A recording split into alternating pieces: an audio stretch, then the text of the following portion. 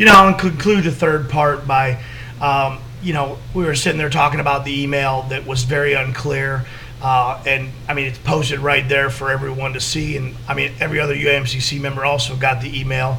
I think that emails should say that they're private email member only if they are. Also in the situation is, I don't want to argue this, but, other TT members had been inviting other non-members as well. So in all, it's kind of silly that I got banned for that. I think it was just purely a tactic to shut people up because potentially they're realizing that people have a mindset of their own and that they want to make you fearful of voicing your opinion. You need to please voice your opinion. You paid your $350. Some of us paid $650 as distributor and associate members. I'm going to tell you guys that it is your national organization. I'm going to say that one more time.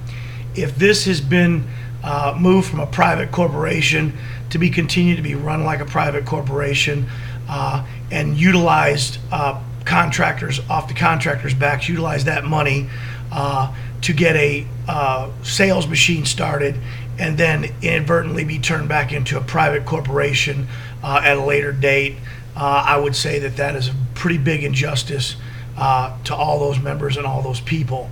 Now, if it isn't, I keep hearing about the selflessness of Carlos.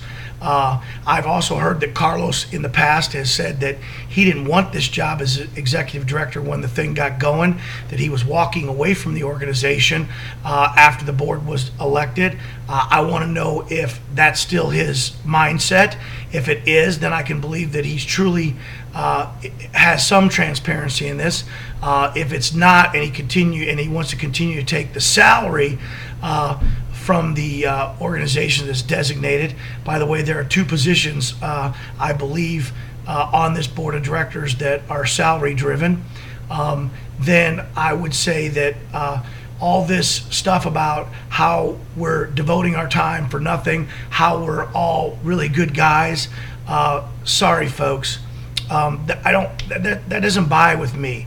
If you're running a business, I busted my tail, and some of you out there are busting your tail right now. And we all bust our tail for that investment. The pot of gold at the end of the rainbow.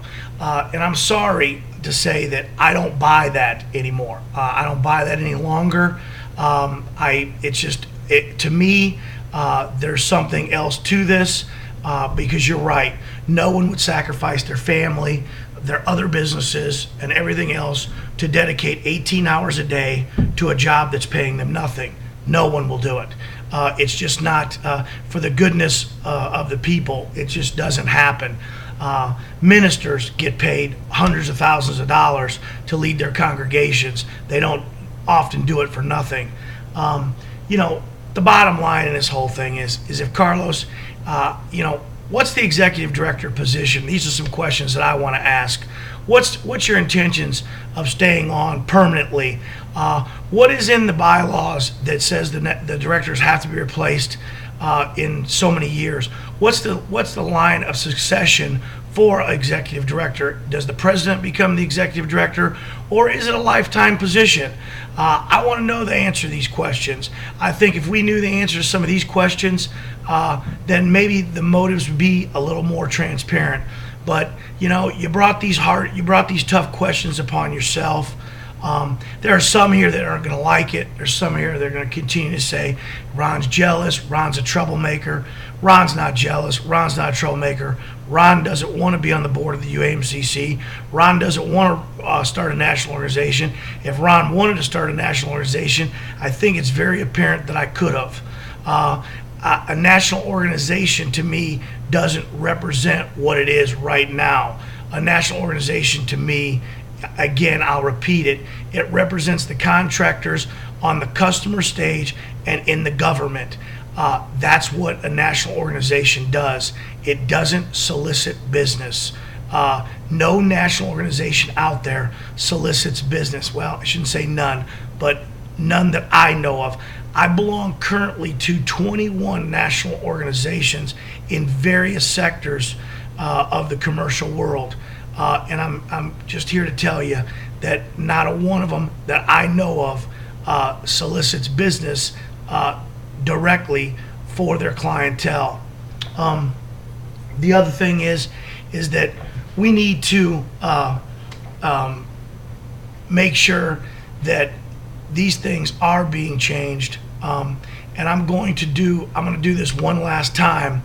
I'm going to ask the transition team, I'm going to ask Carlos to call me and see if we can't get some of these things fixed and rectified. If the transition team doesn't want to call, they don't want to make those attempts, then it'll be on them. Then they understand that, we're here trying to make this amends and to continue to move the industry forward in the proper ways. Obviously, if you don't call, then you believe that the operating procedures are transparent, and you believe that you're going to continue forward. As you guys say, it's inevitable. Nothing's inevitable. Anything can change. And you'll completely ignore this. And you know what? That's your option. You can completely ignore it.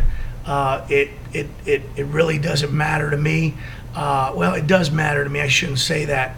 It matters, but you're right. There's probably nothing that I can do about it internally as far as that goes.